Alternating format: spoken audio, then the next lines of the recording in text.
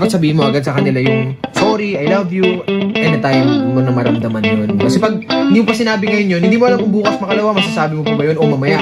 Walang nakakalam kung ano mangyayari sa atin. Kaya kung naramdaman mo na mahal ko siya, mahal ko to, sabihin mo agad, I love you. Kung gusto mo pasalamat sa kanya, sabihin mo agad, thank you. Kung gusto mong mag-sorry sa kanya, mag-sorry ka kagad. Kasi bukas, paano kung yung tao na hihingi mo ng sorry, wala na pala. Magkaaway kayo. Wala na pala siya bukas. Sasabihin mo na, dapat humingi na ako ng tao. Di sana bago nangyari man lang to. Ano, naging maayos kami.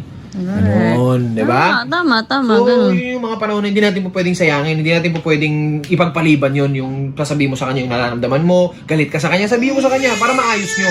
Kasi kung hindi mo sasabihin sa kanya, kung ano man yung mangyari sa kanya, o ano man mangyari sa'yo, hindi nyo man lang natapos yung samaan ng loob ninyo, o yung tampuhan nyo, yung away nyo. So, mas better na maging open ka, kahit maging pangit pa yung imahe mo dun sa taong yun, at least sinabi mo sa kanya na galit ako sa'yo, hindi ko gusto yung ganitong ginawa mo, para magkaroon siya ng pagkakataon, magpaliwanag sa'yo. Kung bakit niya nagawa yun, kung talagang masama siyang tao, edi iwasan mo na siya. Ganun lang kasimple yun, di ba? Pero at least ikaw, sinabi mo sa kanya na hindi ko gusto yung ginawa mong ganito. Bilang tao, may karapatan ka na hindi gustuhin yun. Di ba? Kung magsusorry siya sa'yo, that's okay. Kung magsusorry siya sa'yo, kung hingi siya ng tawad sa'yo, then at least naging maayos yung pagsasama nyo o yung relasyon ninyo. Hindi naman pag sinabing relasyon mag-boyfriend, girlfriend, mag-asawa lang. Relasyon bilang tao, magkaibigan, relasyon yan. Magkapatid, relasyon yan. Nanay, tatay, relasyon yan. Lahat yan, relationship, ang tawag yan. So, yun yung ibig ko sabihin. Kaya dapat, kung gusto mo sabihin sorry, mag-sorry ka na. Anytime, mag-I love you ka, mag-thank you ka. Lahat ng appreciation. Sabihin mo agad sa tao na gusto mong pasalamatan. On the spot na maramdaman mo yun. Kahit di mo kasama. I-text mo, tawagan mo. Thank you sa ganito, salamat sa ganito. Kasi naisip mo yun. Mahal kitang ganito. Huwag ka maya, kahit sa lalaki, sabihin mo mahal mo siya. Tropa, sabihin mo I love you. Walang problema yun. Bakit? Kaibigan mo ba, hindi mo mahal? Mahal mo, di ba? O, pag sinabi mong I love you, anong pinagkaiba nun? Medyo maarte lang pakinggan, pero walang pinagkaiba yun. I love you and mahal kita. And mahal mo yung kaibigan mo, mahalaga siya sa'yo. Mahalaga. Yun yung meaning nun, di ba? So, sabihin mo sa kanya. At least alam niya. Narinig niya mismo sa'yo. Iba yung feeling na narinig mo mismo sa tao. Yung salitang yun.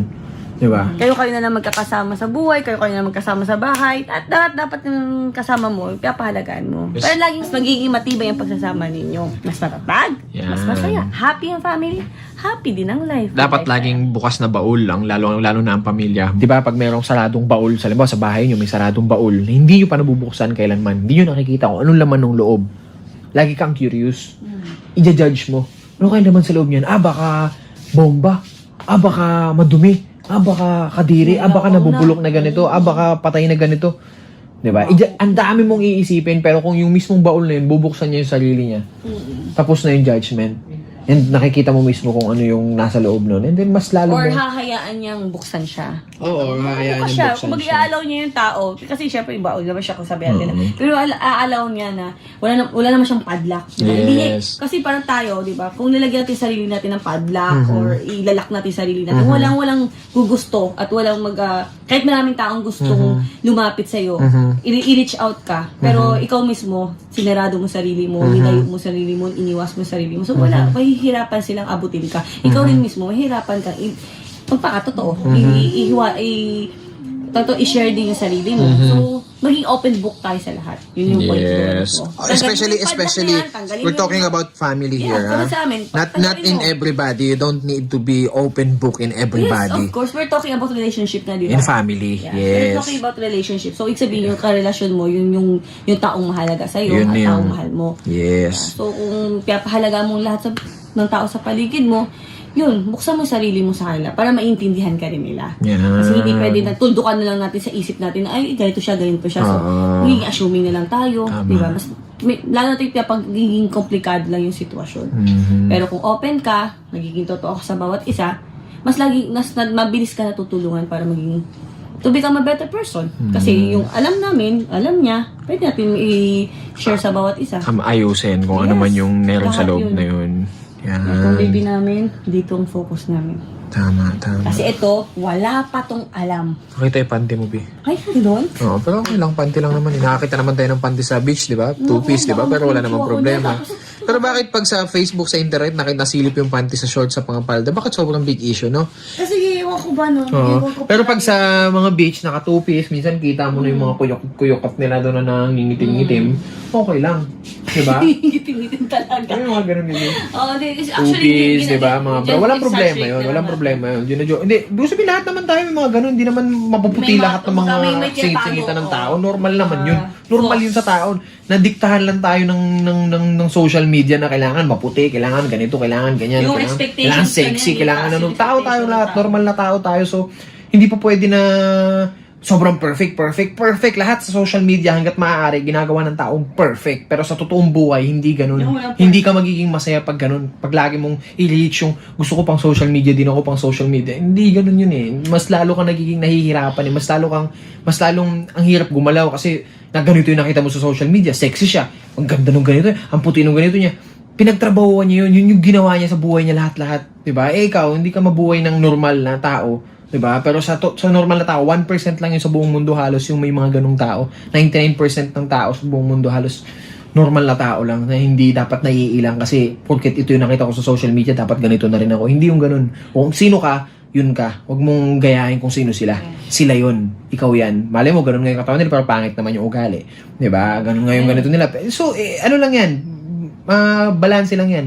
Palitan lang yan. Yes. Yeah, diba?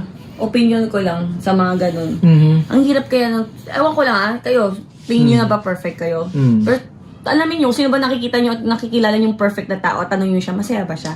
Mhm. Kasi sa totoo lang, para sa akin kung perfect, na sobrang tingin mo sa sarili mo, perfect ka na, ang lungkot ng buhay mo. Kasi Hindi yung ka- standard na hinahanap mo, Yes. kailangan level mo, kailangan alam mo, kailangan swak sa'yo, babagay sa'yo. Parang ang hirap naman Tama, yung gano'n. tama. Parang ako, kung perfect ako, Mm. pag perfect siya, sa tingin nyo, swak kami. Hindi. Mhm.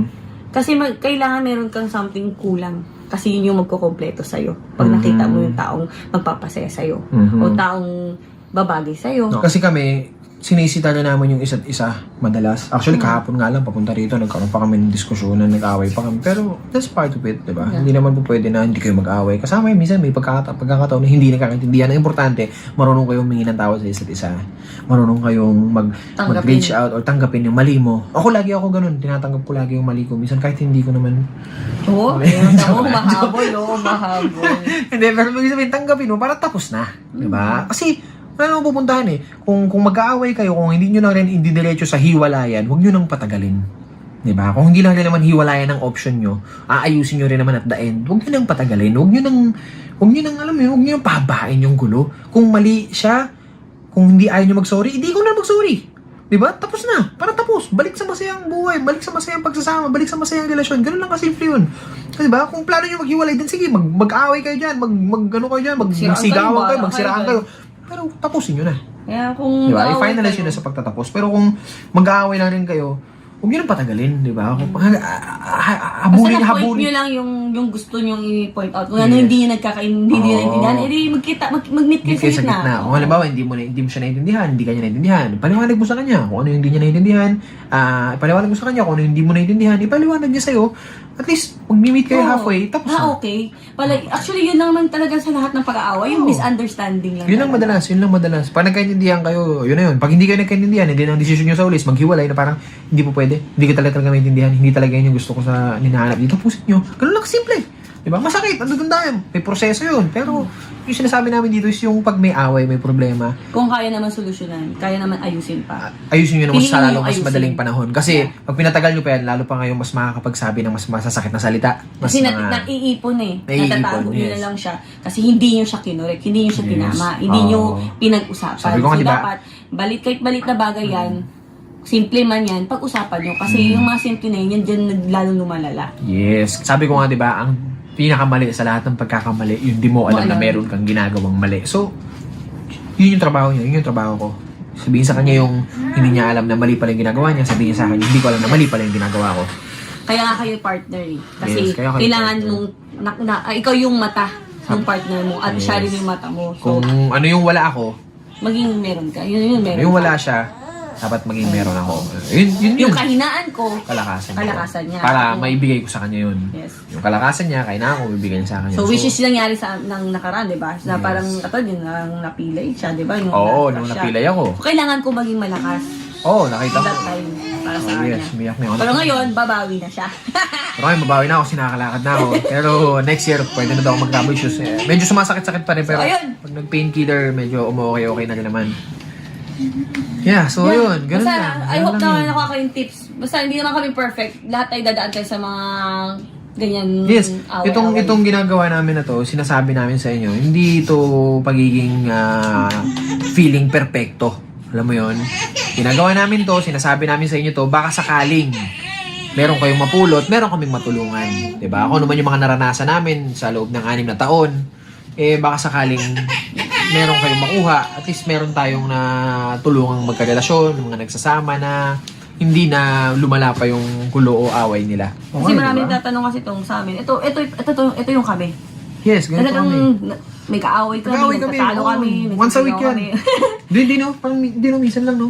Minsan may one week na. Hindi, usually minsan mga once a week, meron kami minsan mga Meron kami basta pagtampuhan. example galit kami. Hmm. May time talaga yan, may moment yan na nananahimik kami. Hmm. Kasi kailangan mo minsan mag-pause. Alam mo yun, yung Hmm. wait lang, time freeze, di ba? Yung parang pause mo muna lahat.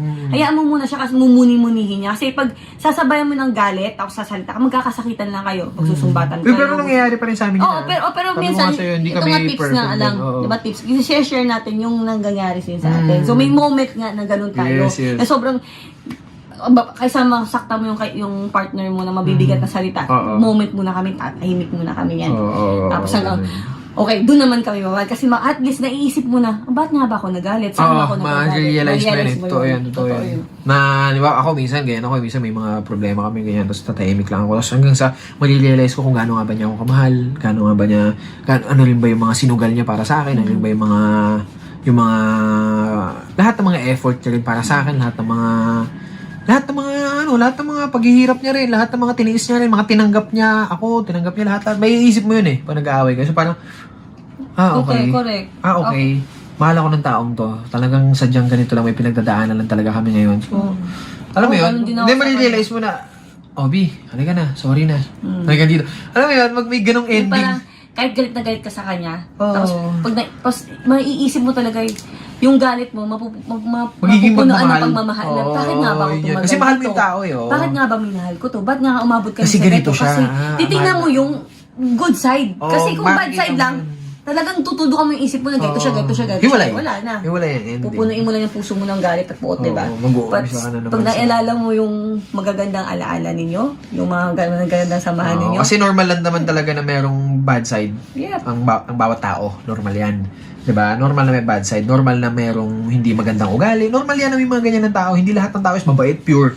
'Di ba? Kahit pastor pare, may ugaling hindi maganda kasi tao yan eh. 'Di ba? Tao yan eh. May Normal dark yan. side na talaga. May dark side lahat, 'di ba? Kasi tao tayo eh. Yes, pero yung dark side na yun, you have to accept that. Kasi pag hindi mo tinanggap yun, wala ka namang makikita ng tao na walang dark side eh.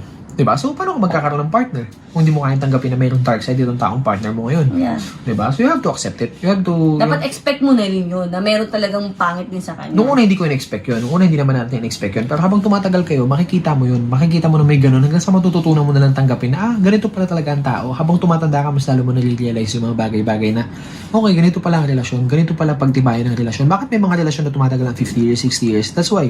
Kasi nga, diba? Parang they accept each other na hindi sila perfect. Everyday may bago tayong natututunan. Hindi lang doon sa taong partner mo, kundi sa sarili mo mismo. Ikaw mismo, kinabukasan, magugulat ka na, short-tempered pala ako. May ganito pala ako. Mainipin pala ako na hindi mo alam dati yun. Tama? Ganito pala ako. Irritable pala ako sa ganito. So, ikaw mismo minsan may mga tutuklasan ka sa sarili mo na magugulat ka na lang. And then, yung partner mo, kailangan ready siya dun. Ako, kailangan ready rin ako doon. Pero minsan, magtatalo talaga kayo. May time na magtatalo kayo. Nandun yung part yun. Pero yun nga, huwag nyo nang patagalin. Huwag nyo nang pahabain pa. Kasi kung di na rin kayo maghihiwalay, huwag nyo nang patagalin yung away. Yes. Diba? Yep. Yun lang. Ngalay ka na? Kanina pa po. Sisi ko kasi.